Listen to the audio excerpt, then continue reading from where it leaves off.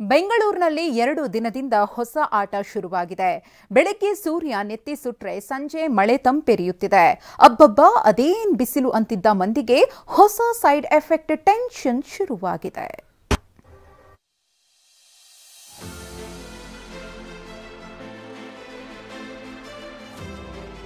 ಸೂರ್ಯನ ರೌದ್ರ ನರ್ತನಕ್ಕೆ ಹೈರಾಣಾಗಿದ್ದ ಸಿಟಿ ಮಂದಿ ಸದ್ಯ ನೆಟ್ಟು ಸುರು ಬಿಟ್ಟಿದ್ದಾರೆ.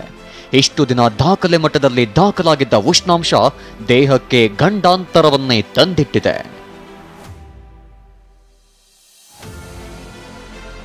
ಬೆಳಗ್ಗೆ ಉರಿ ಬಿಸಿಲಿದ್ರೆ ಸಂಜೆ ಆಗ್ತಿದ್ದಂತೆ ಮಳೆ ಸುರಿಯುತ್ತಿದೆ.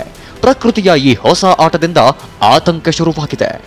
ಯಾಕಂದ್ರೆ ಇಷ್ಟು ದಿನ ಆರ್ಭಟಿಸಿದ್ದ ತಾಪಮಾನದಿಂದ ಡಿಹೈಡ್ರೇಷನ್ ಜೊತೆಗೆ ಕಿಡ್ನಿ ಸಮಸ್ಯೆಗಳು ಹೆಚ್ಚಾಗಿ ಬಾಧಿಸುತ್ತಿವೆ.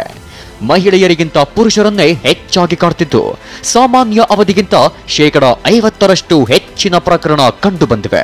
ತೀವ್ರ ಬೇಸಿಗೆ ಇರೋದ್ರಿಂದ ನೀರಿನಂಶ ಕಡಿಮೆ ತಗೊಳೋದ್ರಿಂದ ಡಿಹೈಡ್ರೇಷನ್ ಖಂಡಿತ ಆಗುತ್ತೆ. ರವಿಕುಮಾರ್ ಡಚ್ ರೋಸ್ ಕೃಷಿ ಮಾಡಿ ವರ್ಷಕ್ಕೆ 2 ಕೋಟಿ ಗಳಿಸ್ತಿದ್ದಾರೆ. ನೀವು ಕೂಡ ಅವರಿಂದ ಕಲಿಬೇಕಾ? ಅವ್ರ ಜೊತೆ ವಿಡಿಯೋ ಕಾಲ್ನಲ್ಲಿ ಮಾತಾಡಬೇಕಾ? ಈಗಲೇ ಫ್ರೀಡಮ್ ಆ್ಯಪ್ ಡೌನ್ಲೋಡ್ ಮಾಡಿ. ಡಿಹೈಡ್ರೇಷನ್ ಆದರೆ ಸ್ಟೋನ್ ಪೇಷಂಟ್ಸ್ಗೆ ತೊಂದರೆ ಜಾಸ್ತಿ ಆಗುತ್ತೆ. ಅಂದರೆ ಸ್ಟೋನ್ ಗಾತ್ರ ಹೆಚ್ಚಿಗೆ ಆಗೋದು, ಡಿಹೈಡ್ರೇಷನಿಂದ ಸ್ಟೋನ್ ಗಾತ್ರ ಹೆಚ್ಚಿಗೆ ಆಗುತ್ತೆ ಮತ್ತು ನೋವು ಜಾಸ್ತಿ ಆಗುತ್ತೆ. ಈಗ ಹೆಚ್ಚಿಗೆ ನೀರಿನಂಶ ಇದ್ದರೆ ಸಣ್ಣ ಸ್ಟೋನ್ಸ್ ಇದ್ದರೆ ಫ್ಲಶ್ ಔಟ್ ಆಗುತ್ತೆ. ಬಟ್ ಈಗ ನೀರಿನಂಶ ಹೆಚ್ಚಿಗೆ ಇಲ್ಲ ಅಂದರೆ ಈ ಸಣ್ಣ ಸ್ಟೋನ್ಸನ್ನು ಪೇನ್ ಮಾಡಿ ತೊಂದರೆ ಕೊಡೋ ಸಾಧ್ಯತೆ ಇರುತ್ತೆ. ಸೂರ್ಯನ ಬಿಸಿ ಶಾಖಕ್ಕೆ ಬೆಂದಿದ್ದ ಮಂದಿ ದೇಹವನ್ನ ಸ್ವಲ್ಪ ತಂಪಾಗಿ ಇಡಲು ತಂಪು ಪಾನೀಯಗಳ ಮೊರೆ ಹೋಗಿದ್ರು. ಸದ್ಯ ಹಣ್ಣಿನ ಜ್ಯೂಸ್ಗಳಿಗೆ ಫುಲ್ ಡಿಮ್ಯಾಂಡ್ ಶುರುವಾಗಿದ್ದು ಬೆಲೆಯೂ ಏರಿಕೆ ಆಗ್ತಾನೆ ಇದೆ.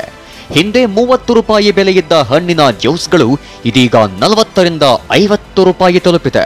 ತುಂಬಾ ಇಂಪಾರ್ಟೆಂಟ್. ನಮ್ಮ ಬಾಡಿ ಫುಲ್ ಡಿಹೈಡ್ರೇಟೆಡ್ ಆಗುತ್ತೆ. ನಾವು ಯಾವಾಗಲೂ ಕುಡಿತಾನೆ ಇರಬೇಕು, ನೀರು ಕುಡಿತಾನೆ ಇರಬೇಕು, ಜ್ಯೂಸ್ ಕುಡಿತಾನೆ ಇರಬೇಕು.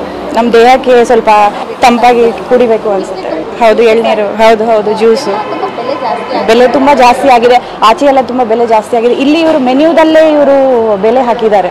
ಸೊ ನಾವು ಇಲ್ಲಿ ನೋಡಿಕೊಂಡು ನಾವು ತಗೊಳ್ಳೇಬೇಕು ಮೇಡಮ್, ತಗೊಳ್ಳೇಬೇಕು. ನಾವು ನಮ್ಮ ದೇಹ ನೋಡ್ಕೋಬೇಕಲ್ಲ, ಸೊ ನಾವು ಕುಡಿಲೇಬೇಕು. ಫ್ಯಾನ್ ಇಲ್ಲದೆ ಇರೋಕ್ಕೆ ಆಗಲ್ಲ, AC ಇಲ್ಲದೆ ಇರೋಕ್ಕಾಗಲ್ಲ ಆ್ಯಕ್ಚುಲಿ. ಇತ್ತ ಪೌರ ಕಾರ್ಮಿಕರು ಬಿಸಿಲ ಬೇಗೆಗೆ ಬೆಂದು ಹೋಗಿದ್ದಾರೆ. ದಗದಗಿಸುವ ಬಿಸಿಲಲ್ಲಿ ಕೆಲಸ ಮಾಡಿದ್ರು ಕುಡಿಯೋ ನೀರಿನ ವ್ಯವಸ್ಥೆ ಇಲ್ಲದೆ ಹೈರಾಣಾಗಿ ಬಿಟ್ಟಿದ್ದಾರೆ. ಒಣಗಿರುವ ಬಾಯಾರಿಸಿ ಬಿಸಿಲು ತಣಿಯೋ ತನಕ ಏನಾದ್ರೂ ವ್ಯವಸ್ಥೆ ಮಾಡಿ ಅಂತ ಅಳಲು ತೋಡಿಕೊಳ್ತಿದ್ದಾರೆ.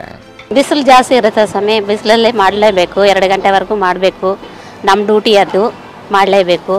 ಕೆಲವರು ನೀರು ಕೇಳಿದ್ರೂ ಕೊಡಲ್ಲ. ನೀರಿಲ್ಲ ಅಂದ್ರೂ ಮಾಡಲೇಬೇಕು. ಊಟ ಇಲ್ಲ ಅಂದ್ರೂ ಮಾಡಲೇಬೇಕು. ಇದು ಬಿಸಿಲು ಜಾಸ್ತಿ, ಮಾಡೋಕ್ಕೆ ಆಗಲ್ಲ. ಒಟ್ಟಾರೆ ಈ ವರ್ಷದ ಬೇಸಿಗೆ ಬಿಸಿಲು ಹಲವು ಸಮಸ್ಯೆಗಳನ್ನ ತಂದೊಡ್ತಿತ್ತು. ಜನರು ಎಚ್ಚರಿಕೆಯಿಂದ ಇರಬೇಕಾಗಿದೆ. ಪೂರ್ಣಿಮಾ ಜೊತೆ ಶಾಂತಮೂರ್ತಿ, TV9 ಬೆಂಗಳೂರು.